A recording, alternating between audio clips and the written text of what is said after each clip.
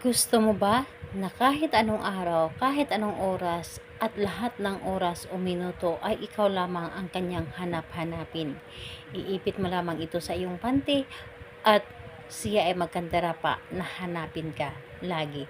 Hello mga guys, kumusta kayo? Panibagong araw, panibagong video na naman tayo. And sa araw na ito, isa na ng video ang aking tuturo sa inyo na simpleng gabay o simpleng pamamaraan na makakatulong sa atin. At bago ang lahat, gusto ko lang mag-disclaimer sa mga taong hindi naniniwala at hindi gusto ang mga kagaya nitong video. Please skip this video and maghanap kayo ng videos na gustong gusto nyo dahil ang video na ito ay para lamang ito sa mga taong naniniwala and gusto mag-try. Sa lahat po ng mga nagko-comment dito sa aking video dito sa loob ng aking channel, mag-ingat sa lahat ng mga nagre-reply sa inyo na dinadala kayo sa kanilang WhatsApp, imo app upang makaiwas po tayo sa scam. Ngayon po, ituturo ko sa inyo paano nga ba tayo laging hahanap-hanapin ng ating partner, lalo na kapag tayo ay nasa malayo or LDR kayong dalawa at yung tipong nagkakalabuan na kayo, dabis mo itong gawin sa kanya para lagi kanyang hahanap-hanapin. So dito po is kailangan natin dito ng ating gagamitin. Kailangan mo dito maghanda ng isang larawan niya. Larawan ni target. So, kung magtatanong ka, pwede ba yung larawan niya na kinuha ko lang sa kanyang Facebook dahil ni kailanman ay hindi pa kami nagkikita? Yes po, yung tipong LDR kayo or sa social media kayo nagkakilala. Yes po, pwede po yun. And ayun, kumuha kayo ng kanyang larawan at pwede mo siyang ipa-photocopy para magamit mo ito.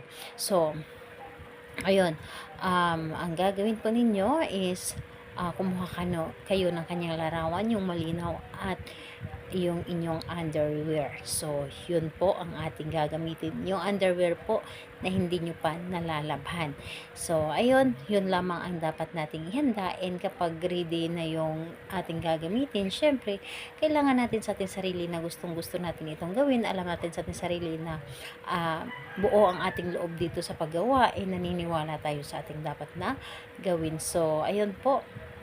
Kapag ready na, pwede mo na itong umpisan. So, ang gagawin mo lamang dito, napakadali.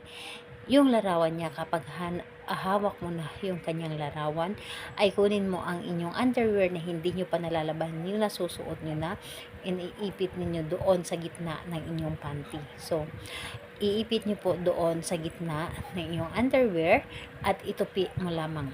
So, iipit mo lamang doon at itago mo yung underwear mo. So, pero bago mo siya itago, syempre hawakan nyo muna.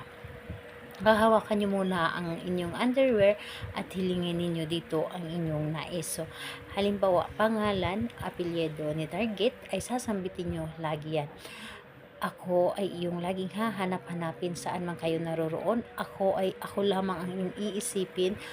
Babalik ang dati ninyong pagmamahal. Ako lamang ang mamahalin mo sa habang buhay at wala kang ibang mamahalin kundi ako lamang. Wala kang ibang hahanap-hanapin kundi ako lamang. So sabihin mo dito lahat-lahat. Ang importante ito ay maganda ang inyong